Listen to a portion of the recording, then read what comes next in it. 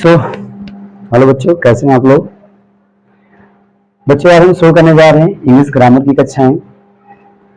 और जानते हैं आप सभी कि अगर आपको ग्रामर सीखने का मतलब ये है कि हम जिस भाषा ग्रामर सीख रहे हैं उसको अच्छे से पढ़ सकें, बोल सकें, लिख सकें, तो बेटा शुरू करना इंग्लिश ग्रामर। और आप चूंकि 9वीं 11वीं में होंगे तो कहीं ना कहीं आप 9th 11th में बच्चे हैं, तो आपने 10th को लगातार 6 7 8 में पढ़ रखा होगा, है ना।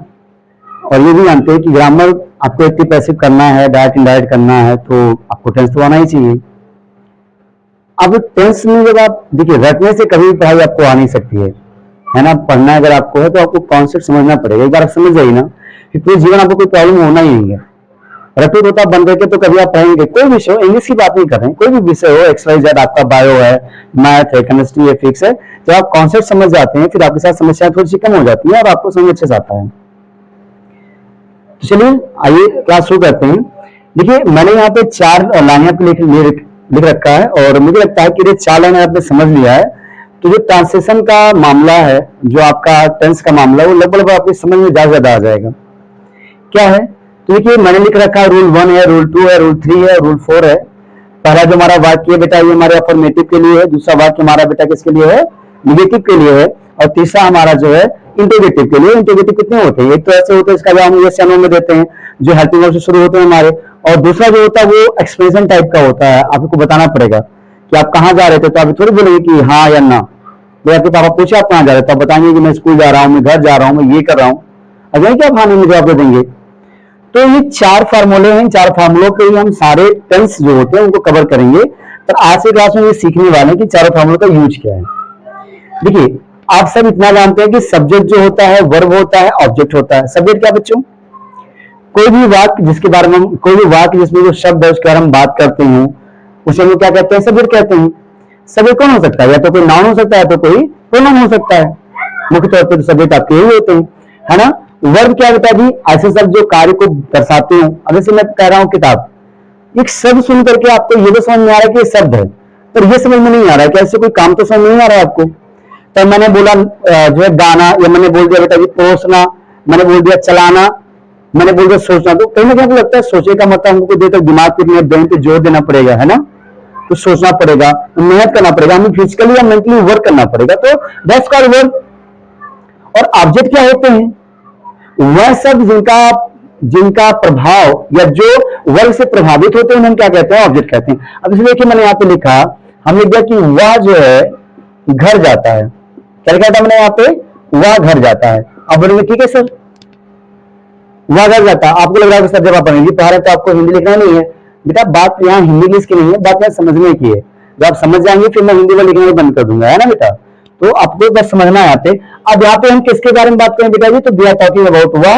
एंड वह का मतलब हो गया बेटा जी क्या, हमारा सब्जेक्ट हो गया। और आप तो अच्छे जानते हो कि भाई वह क्या है, प्रोनाउन है ना, वह एक प्रोनाउन है। ठीक है, अब बताइए घर जाता है में आपको किस शब्द से काम समझ में आ रहा है, घर से नहीं, घर से तो कोई काम होने वाला नहीं है। जाना क्या काम पे जाएंगे, आपको पैर उठा करके आगे बढ़ना पड़ेगा। तो कहीं ना कहीं जो आपका वर्ब है वो कौन है बेटा जी, आपका क्या है, ये जाता है। और फिर क्या था जी, अब ये कहां जा रहा है, जाने का संबंध किससे, तो मैंने बोला घर से। तो ये क्या होता है बेटा जी, आपका ऑब्जेक्ट होता है। ठीक है, अब आप इस बात को हमेशा समझिए, इस बात पे हमेशा ध्यान दीजिए कि कोई भी टेंस बदल जाए, क्या बोला मैंने, कोई भी टेंस बदल जाए, जब एक्टिव पैसिव बदलेंगे तो थोड़ा सा परिवर्तन आएगा, पर टेंस में बेसिक तौर पे बेटा कोई भी ग्रामर पढ़ लेंगे टेंस का, सब्जेक्ट और ऑब्जेक्ट में कोई परिवर्तन होने वाला नहीं है। जो बदलेगा वो सारा का सारा परिवर्तन कौन कराएगा, वर्ब में है, हेल्पिंग वर्ब में। अब एक साथ समझ में आया तो एग्जाम्पल दिए, आइए एग्जाम्पल लेते हैं। मैंने यहाँ पे एक वाक्य लिखा है बेटा जी, देखिएगा मैंने एक वाक्य लिखा कि ही गोज टू मार्केट। मैंने क्या लिखा बेटा, ही गोज टू मार्केट। अब बताइए फटाफट इसमें आप लोग, ये हमारा सब्जेक्ट है, यस सर हमारा सब्जेक्ट हो गया। ये हमारा क्या हो गया बेटा जी, हमारा ऑब्जेक्ट हो गया। क्या होगा हमारा, ये ऑब्जेक्ट हो गया। और ये गोज क्या हो गया बेटा जी, बताइएगा हमारा गोज हमारा क्या हो गया, वर्ब हो गया। ठीक है, अगर आप थोड़ा सा भी ग्रामर जानते हो तो किसमें है, प्रेजेंट डिफरेंट में, किसमें है ये, प्रेजेंट डिफरेंट में। मैं क्या करता हूं, इसको पास्ट इंफिनिट कर देता हूं। ठीक है, तो इसी को पास्ट इंफिनिट बनाएंगे तो क्या हो जाएगा, ये हो जाएगा क्या, ही वेंट टू मार्केट। क्या हो जाएगा बेटा जी, ही वेंट टू मार्केट। बताइए सब्जेक्ट कौन है, ही, सब्जेक्ट कौन है, ही, ऑब्जेक्ट कौन है, मार्केट, है ना बेटा जी, और वर्ब कौन है बेटा जी हमारा वेंट। अब मुझे बताओ ऐसा, क्या मेरा सब्जेक्ट बदला? हाँ, क्या हमारा सब्जेक्ट बदला? नहीं बदला। क्या हमारा ऑब्जेक्ट बदला? नहीं बदला। क्या बदला? हमारा वर्ब बदला। हम टेंस को परिवर्तित कर रहे हैं तो कौन बदल रहा है? हमारा सिर्फ वर्ब बदल रहा है। ठीक है, फ्यूचर भी लेके बोले थे हम लोग। हमने क्या कहा? हमने कहा वह बाजार जाएगा, तो मैं कहता he will go to market, he will go to market. ठीक है बेटा जी, ओके। अब बताओ जरा सा, ही क्या यहाँ पर सब्जेक्ट है, क्या हमारा यहाँ पे सब्जेक्ट है। ठीक है बेटा जी, मार्केट क्या हमारा यहाँ पर ऑब्जेक्ट है। तो बेटा जी बताइए वर्ब कौन है? गो। आप बोलोगे सर जी यहाँ तो वर्ब गो, वर्ब वैसे के वैसे आया हुआ, तो भैया ये अपने साथ किसको लेकर के आया हुआ? बिल को लेकर के आया हुआ, जो क्या हमारा हेल्पिंग वर्ब है। अब मुझे बताइए 3 मार्क को देखकर बताइए, क्या बिल्कुल लग रहा है कि कहीं की किसी भी टेंस को बदलने पर हमारा सब्जेक्ट यहाँ पे बदल रहा है? बिल्कुल नहीं बदल रहा है। बदल क्या रहा है? सिर्फ आपका वर्ब बदल रहा है। तो ग्रामर में बस हमको इतना सा ही समझना है कि किस टेंस के कौन से पार्ट में। बेसिकली टेंस कितने होते हैं? 3 होते हैं। प्रेजेंट होता है, पास्ट होता है और क्या होता है? फ्यूचर होता है। और हर टेंस के 4 भाग होते हैं, इंडेफिनिट है, कंटिन्यूअस है, परफेक्ट है और परफेक्ट कंटिन्यूअस है। तो हमको बस इतना सा समझ लेना है कि किस टेंस के किस भाग में कौन सा वर्ब का रूप लगने वाला है और कौन सा हेल्पिंग लगने वाला है। अगर हम ये समझ गए बेटा, है ना, तो फिर आपको सब्जेक्ट वाले में परिवर्तन करने की तो कोई जरूरत नहीं है। राम प्रेजेंट में भी था, ही प्रेजेंट में भी था, है, ही पास्ट में भी था और ही आपका फ्यूचर में भी रहेगा, है ना। मार्केट आपका प्रेजेंट में भी है, पास्ट में भी था और आपके फ्यूचर में रहेगा। तो हमको भी समझना इतना है कि भैया हम कब किस वर्ब का कौन सा रूप लगाते हैं और कब हम कहां पे कौन सा हेल्पिंग में लगाते हैं। अगर हम इतनी बात समझ गए तो उनको फिर ग्रामर ट्रांसलेट करने को इश्यू होने वाला नहीं है। तो नंबर फर्स्ट क्या कहता है कि देखिएगा, अगर सब्जेक्ट साधारण वाक्य, आप जानते हैं जो असर्टिव होता है वो क्या होता है? अफर्मेटिव का निगेटिव होता है। अफर्मेटिव क्या होता है? जिसमें ना तो निगेटिव वर्ड आए, मतलब नई शब्द नहीं आना चाहिए, आपके पास शब्द नहीं आना चाहिए, तो उसमें क्या बोलते हैं? अफर्मेटिव बोलते हैं। तो पहले वो क्या कहता है, कभी भी अगर आपको अफर्मेटिव वाक्य मिल जाए बेटा, तो आपको क्या करना होगा? पहले सब्जेक्ट लगाना होगा, फिर हेल्पिंग लगाना होगा, फिर वर्ब और फिर ऑब्जेक्ट। ठीक है, अब आपको याद ही रखना है कि कब कहां कौन सा हेल्पिंग वर्ब लगेगा और कब कहां कौन सा बेटा ये आपका वर्ब का फॉर्म लगेगा। बेसिकली वर्ब के फॉर्म कितने आप पढ़ते होंगे? तो बेसिकली आप पढ़ते होंगे 4, कुछ 6 भी पढ़ा जाते हैं। वर्ब का फर्स्ट फॉर्म है, सेकंड फॉर्म है, थर्ड फॉर्म है, फोर्थ फॉर्म, जिसे हम लोग क्या कहते हैं? पेन पार्टिसिपल कहते हैं, फॉर्म होता है। वर्ब का यस फॉर्म होता है, वर्ब का यस फॉर्म होता है। तो 5 या 6 फॉर्म इस लोग मानते हैं। समझ में बात आ रहा है को, है ना बेटा जी। तो इस तरह से हमको बस इतना समझ लेना है। अब अगर निगेटिव है तो हमको क्या करना? मैंने क्या बोला, देखो, ना ये जगह बदलने वाले हैं ना रूप बदलने वाले हैं। ये सिर्फ अब नाट आएगा तो परिवर्तन कौन करेगा? हेल्पिंग और वर्ब परिवर्तन करेगा। भैया बीच में हमको बैठा लो, हम वर्ब तो ऑब्जेक्ट तो बात करने वाला नहीं है, सब्जेक्ट तो बात करने वाला नहीं है, समझौता हमें और आपको करना है। अगर ऐसा कोई बात किया जाता है, कहीं प्रश्न आ जाता है ना, कि भाई क्या से शुरू होने वाला प्रश्न आ जाए। अब इसको आप ऐसे समझ सकते हैं बेटा, जैसे मैंने आप लोग को कई बार कहा हुआ कि दूल्हा जब बारात जाता है तो क्या होता है? भाई देखो, आंधी तूफान नहीं आ रहा है तो सबका स्वागत है, सब लोग आइए, है ना, दूल्हे फूफा जी आ जाइए, बाराती आ जाइए, सब लोग आइए। पर थोड़ा सा मौसम कंडीशन गड़बड़ होता है तो फिर क्या होता है? बेसिक किसको पड़ा जाता है? जो मुख्य मुख्य बाराती और दूल्हे उनको अंदर कर लीजिए। देखिए यहाँ स्थितियां नॉर्मल है ना, क्या स्थिति यहाँ पे नॉर्मल है, पर यहाँ पे प्रश्न पूछना है। तो भैया ये सब्जेक्ट है दूल्हा, ये बोलेगा मैं तो आगे जाने वाला नहीं हूँ, और ऑब्जेक्ट भी भैया क्या वो तो सहबाला हो तो जगह बदलेगा नहीं। तो बराती में कौन पहले आता? Helping verb. इसको कहा कि अगले जगह सारा इसी से पूछा जाएगा, सब बात इससे करो। ये कब होगा? जब क्या शब्द पहले आएगा। ठीक है, अब मान लो सवाल ऐसे हमारे आपसे पूछा कि क्या तुम बीमार हो? हाँ, नहीं। अब बहाना बना रहे हो, पर आप हाँ नहीं तो बोले जाओगे। मतलब प्रश्न तो है पर छोटा प्रश्न है। पर हमसे पूछे कि तुमको कौन सी बीमारी है, तो तुमको भाई बहाना भी अच्छा बनाना चाहिए, नहीं नकल के लिए होना चाहिए। जो प्रश्न का उत्तर बड़ा देना तो दिमाग ज्यादा लगाना पड़ेगा। तो जब ये अकेले काम नहीं कर पाता है तो ये अपने साथ लाता है कुछ इंटरोगेटिव वर्ड्स को, कि भैया अब मैं इस विषय नहीं होने वाला, तुम आगे आ जाओ, तुम सारे काम कर लो, फिर मैं मदद करता रहूंगा। तो देखिए डब्ल्यूएच पर ग्रुप हमारे यहाँ पे आ गया था। डब्ल्यूएच क्या होता है? जैसे हु है, वाई है, वेयर है, व्हेन है, व्हाट है ना, हाउ है। इसे वर्ड कैसे होते हैं? डब्ल्यूएच फैमिली वर्ड होते हैं, तो हम इनको लगा देते हैं। अब जैसे देखिए आपको मैं इसमें एग्जाम्पल समझाता हूँ। कुछ ऐसे वर्ब, ऐसे हेल्पिंग वर्ब हैं जिनके साथ वर्ब का हमेशा कौन सा फॉर्म आता है? फर्स्ट फॉर्म आता है। जैसे अगर कभी भी हमको, मैं इसको मिटाऊं, आप लोग तो उसको समझ गए होंगे, कभी भी हमें किसी की क्षमता का प्रदर्शन करना होता है तो लोग कैन का प्रयोग करते हैं।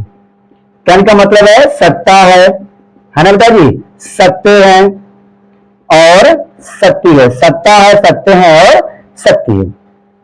ठीक है, अब देखिए जैसे मैंने कहा वह घर जा सकता है, या वह फुटबॉल खेल सकता है, वह फुटबॉल खेल सकता है।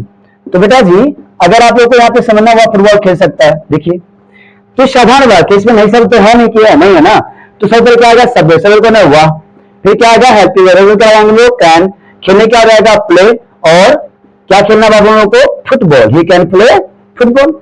समझ में आ रहा है? अब इसको थोड़ा सा बदल लीजिए, हमने कहा कि उसे फुटबॉल खेलना चाहिए। अब आप तो जानते हैं कि जो खेलना चाहिए के लिए क्या होता है, शुड होता है, क्या होता है हमारा शुड, तब कुछ करना है ही नहीं है, क्या करना बेटा, जहां पे कैन लगा वहां पे क्या कर देना है आपको, शुड लगा देना है, he should play football, he should play football. तो अगर आपको बस हेल्पिंग वर्ब पता चल जाएगी कहां पे कौन सा हेल्पिंग लगाना है और वर्ब का कौन सा फॉर्म है, तो इस तरीके से आप क्या कर सकते हैं, सारे ट्रांसलेशन को हल कर सकते हैं। ठीक है, एक और जो मैजिक ट्रिक है आपके स्पीकिंग आपके इंग्लिश का बेटा, वो क्या है देखिए आप लोग, बेटा मान लिया जाए कि अगर कुछ है जैसे मतलब कैन है, शुड है, मी है, माइट है, मस्ट है ना बेटा जी, बिल है, सेल है, बेसिकली इनका यूज का तरीका ये होता है साधारण वाक्य के लिए खाली ज्यादा काम करता है। देखो जुगाड़ तब काम करता है कि पहले से कुछ आपका तैयार होता है। इनका रूल ये है, जैसे मैं यहां पे लिख रहा हूं कि सुरेश को संदेश भेजना चाहिए, मैंने क्या बोला, सुरेश को संदेश भेजना चाहिए। अब ये वाक्य कैसा है, अफर्मेटिव है नहीं है, तो क्या करना है, पहले शब्द को जो कहते हैं उतार देना है, यानी सुरेश तो हमको क्या कर देना है, यहाँ पे सुरेश उतार देना है, और फिर इसको उल्टी गिनती कर देंगे।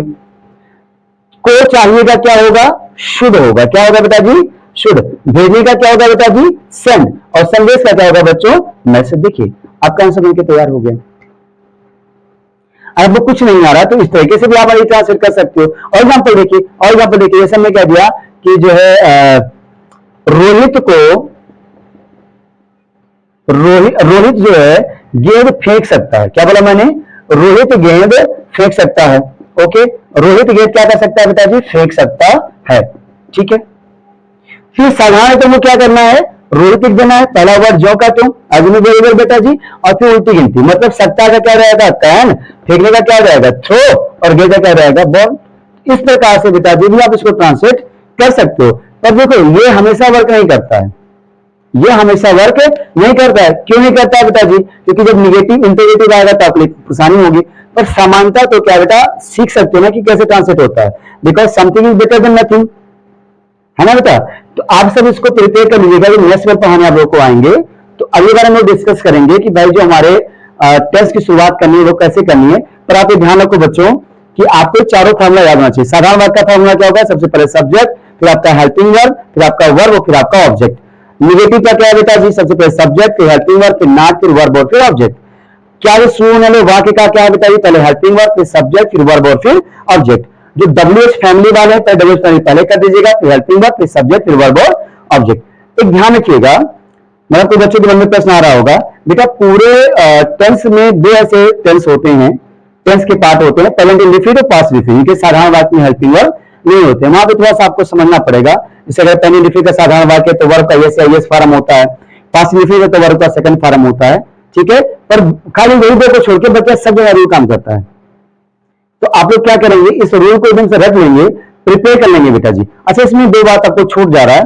एक बात ये छूट रहा है कि सर जी अगर मान लिया जाए, आपने तो बता दिया कि निगेटिव क्या होता है, इंटीग्रेटिव क्या होता है, सर ये सवाल आ जाए कि क्या वह अंग्रेजी नहीं बोल सकता है। अब सर जी यहां अंग्रेजी नहीं बोल सकता है, ये अंग्रेजी नहीं बोल सकता है, तो सर जी आप ये बताइए भाई यहां तो हमारा इंटीग्रेटिव निगेटिव दोनों है ना, तो बेटा क्या किया जाएगा इसके, जानते हैं जब केवल निगेटिव होता है। अच्छा मैं आप लिखता हूं, देखिए ऐसा, इसको हटाइए, अंग्रेजी नहीं बोल सकता है, वह अंग्रेजी नहीं बोल सकता है, तो हो जाएगा ही कैन नॉट, क्या हो जाएगा बच्चों, स्पीक, और फिर आगे इंग्लिश। ओके सर, नॉट कहां लगा हुआ है, हेल्पिंग वर्ब के बाद, पूरी याद रखना आप लोग। लेकिन इसके बाद अगर कहीं भी प्रश्नार्थक शब्द जुड़ जाएगा बेटा, जैसे मैं इसे क्या कर रहा हूं, क्या वह अंग्रेजी नहीं बोल सकता है, क्या जुड़ गया, प्रश्नार्थक शब्द जुड़ा कि नहीं जुड़ा, जुड़ गया ना। तो जैसे जुड़ेगा वह ये हेल्पिंग वर्ब होगा तो पहले आ जाएगा। आप जान ही रहे हैं तो आपके हिसाब से क्या चाहिए, नॉट भी पहले आना चाहिए? नहीं बेटा जी, नॉट किसके बाद आ जाएगा? सब्जेक्ट के बाद आ जाएगा। So can he not speak English. ध्यान रखिएगा बेटा कि सिर्फ जब निगेटिव सेंटेंस होता है तो नॉट हेल्प के बाद आता है, लेकिन कभी कभी इंटरोगेटिव निगेटिव होता है, जो नॉट होता है बेटा वो किसके बाद आएगा? सब्जेक्ट के बाद आएगा। कभी भी नॉट जो होता है वह हेल्प के बाद नहीं रहेगा, तब इंटरोगेटिव निगेटिव में।